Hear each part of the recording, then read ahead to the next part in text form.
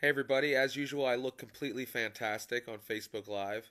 I should probably do a better job of dressing up or cleaning up, not looking like death. But I just wanted to share a little bit from the blog post I just posted. For some of you who don't have time to read, can't concentrate, you can watch a video. Uh, this is for you. I just wanted to talk a little bit about bouncing back after experiencing rejection. I know that 50% of the country currently feels like they've been rejected because their candidate did not get elected, um, and that's how I'm tempted to feel this morning about pursuing my dream. When you put all your hopes in in an expected outcome that doesn't come to fruition, you can become disenfranchised or disillusioned. But it doesn't have to be that way. I'm very outspoken about this, so you may already know this. But my dream is to one day perform for Sight and Sound in Lancaster, which is a professional theater company that performs biblically based musicals. So it seems like a natural pairing for me as a Christian actor to one day end up there. It would be a great time for me and my family, I believe. Um, so last year, in June or May or June of last year, 2015, I submitted a demo reel during their casting call period, which they have. I didn't really think much of it. I just kind of sent it in on the last day and forgot about it. Got a phone call a number of weeks later from a number I didn't recognize, and I looked it up, and it turned out to be from Sight and Sound, and they had asked me to send um, some more acting material, things like that. And they invited me to come and audition at their invite only auditions, which I was shocked. I mean, that was just something I didn't really expect to happen. I've submitted for a number of things like The Voice and American Idol and never heard anything back, obviously. So I went to my very first professional theater audition and I did my best, though in hindsight, I probably wasn't as prepared as I should have been.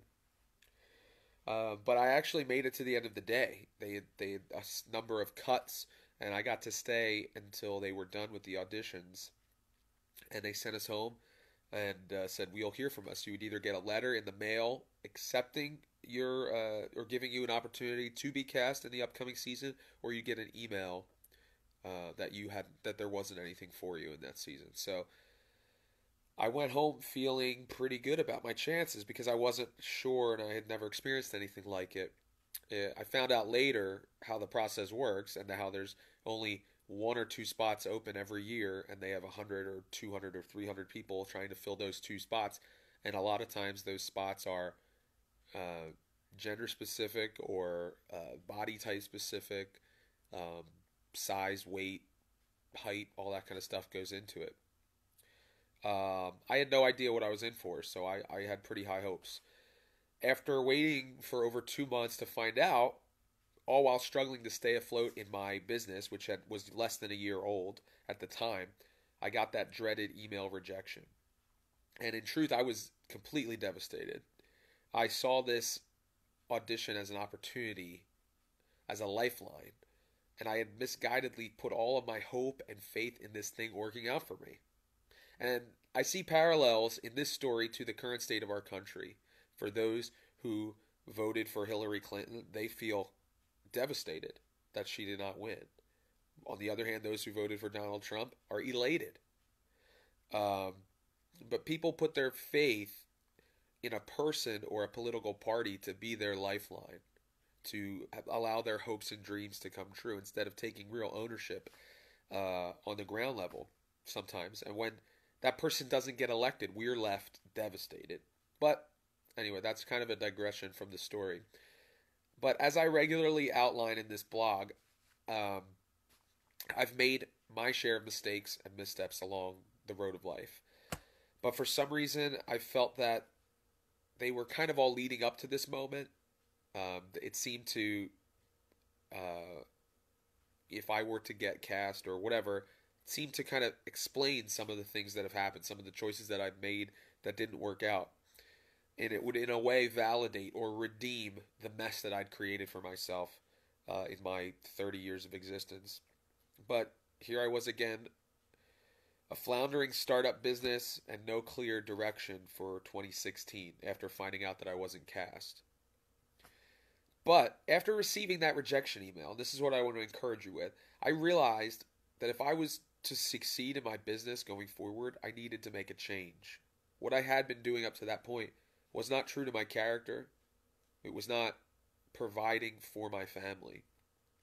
And I felt like I was failing. I wasn't doing what I really intended to do from day one. And it was around this time that I started to take both my life as an actor and as an entrepreneur more seriously.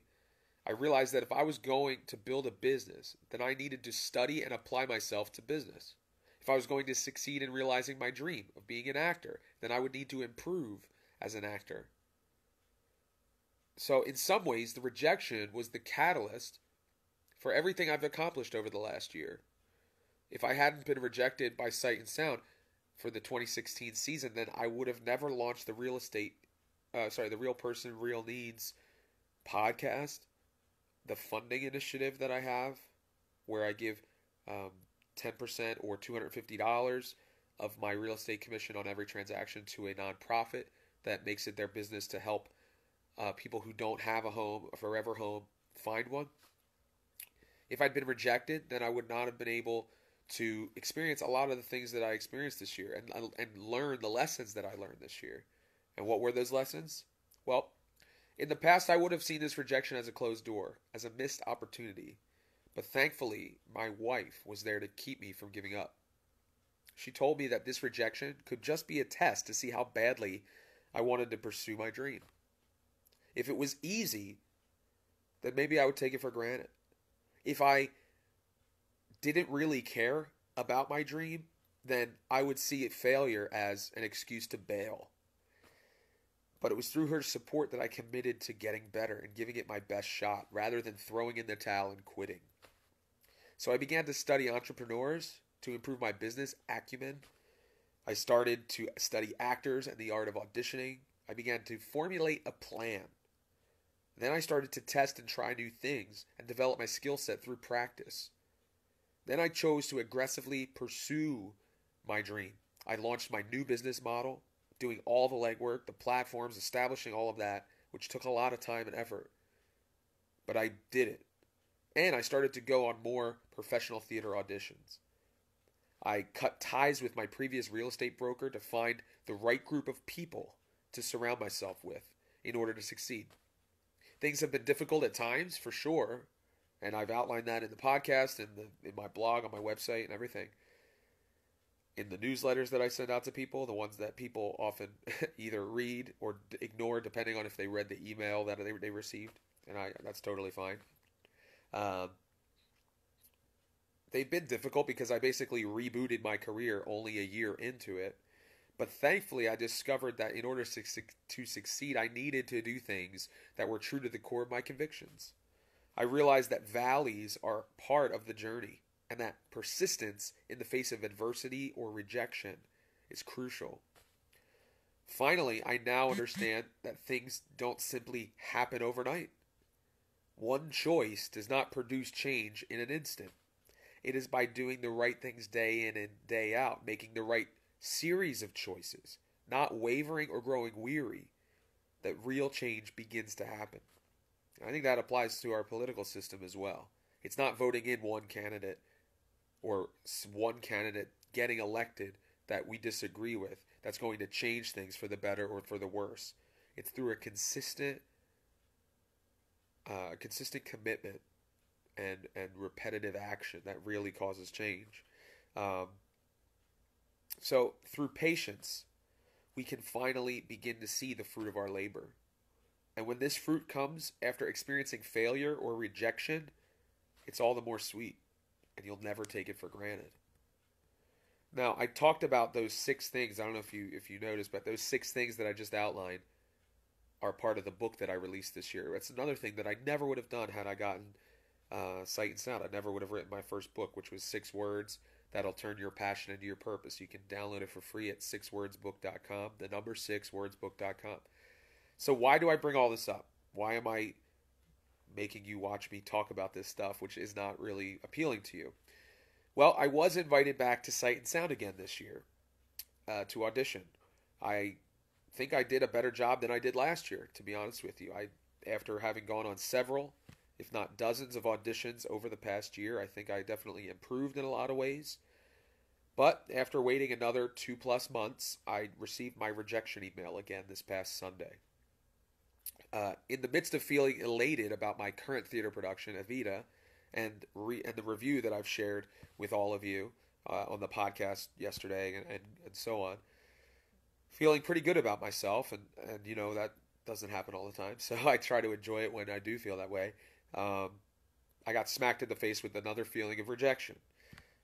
And I'm disappointed for sure, but knowing all the good that came out of 2016 after the last rejection, I can take solace in the fact that 2017 is almost here, and I have the opportunity to improve and accomplish some amazing things. Now that I know that 2017 is there, I can plan, I can work hard, I can implement, and while everything was still up in the air, I wasn't able to do that as much as I would have liked to. So, in conclusion, if you're feeling the sting of rejection, whatever it may be, maybe in regards to your dream, the promotion that you wanted, your family, the election, if you're feeling isolated, unheard, rejected, remember to take a step back and find ways to use that rejection as a catalyst to improve and do the most good with the time that you have.